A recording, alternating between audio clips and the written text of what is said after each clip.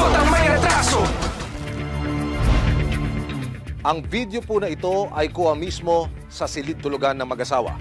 Ang kumukuha ng video, kaanak po mismo ng lalaking inirereklamo. Kung inyo makikita, makailang beses na pinakawalan ng lalaki ang kanyang kamao na tumama po mismo sa ulo ng biktima. Nangyayari po ang lahat ng ito sa harapan mismo ng kanilang mga anak.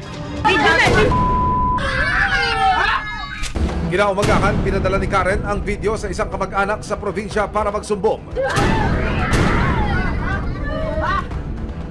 Nang i-post ng kaanak ni Karen ang video sa social media, napanood ito ng kanilang tiyakin na itatago namin sa pangalang Gloria. Ako talagang nagigigil ako, talagang gustong-gusto ko ng rumiscue, kaso lang gabi na.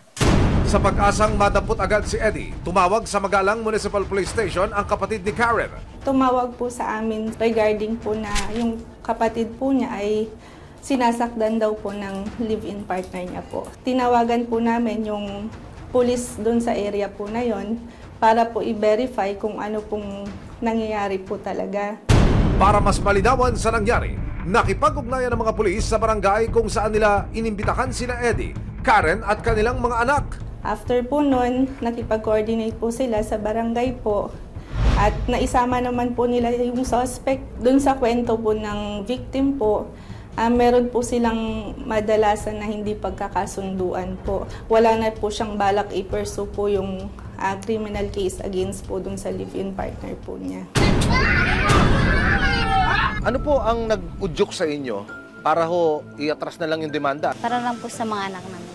Para sa akin, okay na po yun. Paano ka? Pinagbuhatan ka ng kamay.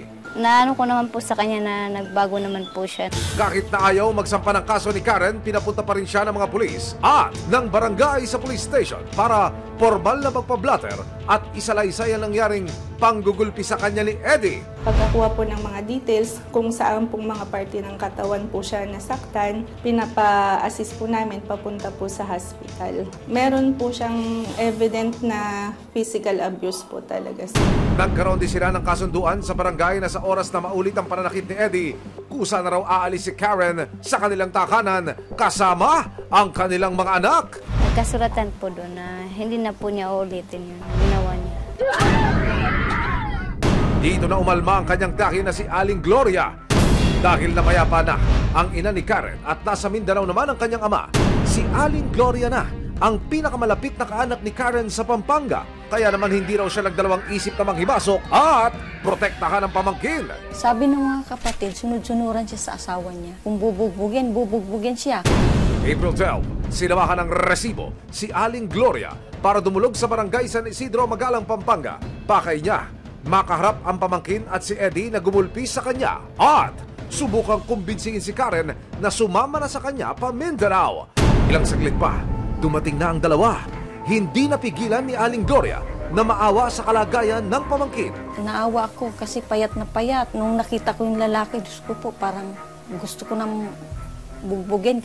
Maya-maya pa, nagsimula na ang pag-uusap ni Aling Gloria at nina Eddie at Karen. Tanong ko lang, bakit mo naman nagawa sa pamangkin ko? Depensa ni Eddie, nakainom lang daw siya noong gabi na iyon kaya niya nagawang saktan si Karen. Eh kahit na kung ikaw yung lasing, huwag kang gumawa sa babae ng gano'n. Kaya pinagpanagutan ko namin lahat. Eh, sabi ko sa'yo, Kaya nagpirmahan na kami, okay na lahat. Ayaw ko nang okay na nga, pero pagdating ng pag nalasing ka na naman, uulitin mo na ulit. Si Aling Gloria, hindi binibili ang mga sinasabi ni Eddie. Kaya naman sinimula na niya ang pangungumbinsi sa pamangkin na si Karen na sumama na sa kanya. Mas maganda yung kuya. Mas maganda yung kuya. Magbakasyon muna siya sa Mindanao. Pwede ma'am, may mga anak niya kasi ma'am, nandito yung mga anak niya. Eh di doon, kasi lang naman doon mag-aral ah. Hindi nga pwede.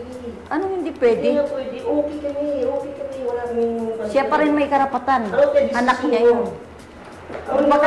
Bakasyon muna siya sa Mindanao. Kahit yung tita mo, pumayag din. Hindi nga pwede. Nag-usap na kami maayos mo sa bahay.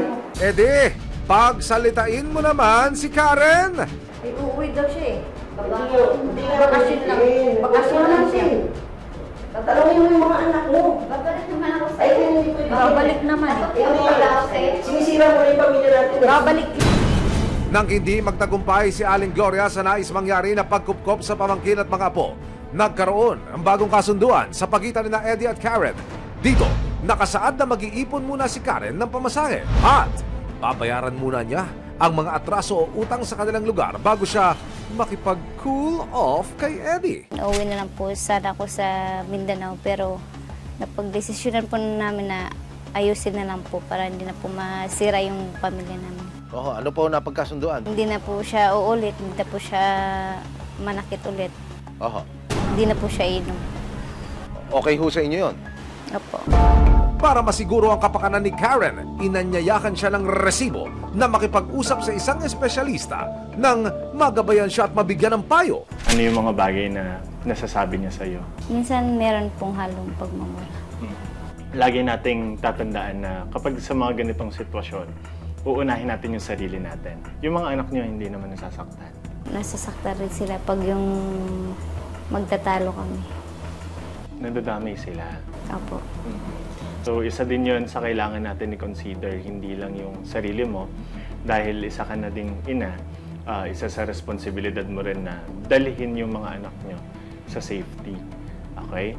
Pero lagi mong tatandaan na lahat ay choice mo. I-share mo sa akin, anong reason ng luha mo ngayon? Emotion lang po, sir. Medyo naramdam ko na po yung yung napagpagaan ng loob ko na na-share ko sa yung aking problema. Ayon din sa psychologist, para sa mga tulad ni Karen na nakararanas daw ng pang-abuso, pinakamainam na kumonsulta sa isang espesyalista. Matutulungan siyang i-process kung tama ba yung desisyon niya. Pangalawa, kapag kumonsulta siya kasama yung asawa niya, matutulungan silang ayusin yung communication nila na para mas maiwasan yung mga ganitong pangyayari. Dagdag ng eksperto, normal lang para sa isang biktima ng pang-abuso ang hindi pagkilala sa pinagdaan ng pananakit at may kanya-kanyang paraan ng bawat isa para maghilom at makabangon. Di pa niya tanggap yung nangyari, nandun pa siya sa state ng shock na hindi niya pa napoproseso na totoo ba talagang nangyari ito. May mga tao na it would take years para talaga makapagpatawad. Kung maisip man ni Karen at maging ng iba pang mga nasa parehong sitwasyon na humingi na ng tulong, hindi dapat mag-atubiling lumapit sa mga otoridad lalong-lalo na kung may resibo. May aksyon, ebidensya, resibo, walang lusot ang may